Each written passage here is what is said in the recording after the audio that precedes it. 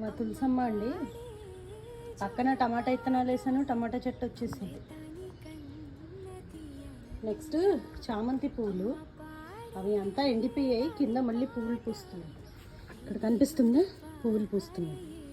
Rose మొక్క నాటాను, అది separate తెచ్చి పెట్టాలి. ఇది ఇంకా ఈ మొక్కలు, ఇది ఇక్కడ టమాటా విత్తనాలు వేసాను. అయితే ఇది ఉల్లిగడ్డ అండి, ఉల్లిపొరక. ఉల్లిపొరక చూస్తున్నారా, పువ్వు వచ్చేసింది. ఉల్లిపొరక మా ఇంట్లోదే. అండ్ నెక్స్ట్ ఈజ్ బంతి మొక్కలు. పువ్వులు భలే వచ్చాయి, ఇంకా కొయ్యాలి. ఇదైతే ఇంకా తెలిసిందే, మనీ ప్లాంట్. ఇలా ఉందండి నా చిన్న గార్డెన్. స్పెషల్ అయితే ఇక్కడ చూసారా, కొత్తిమీర వచ్చేసింది. అండ్ ఇలా నా తులసి మొక్క.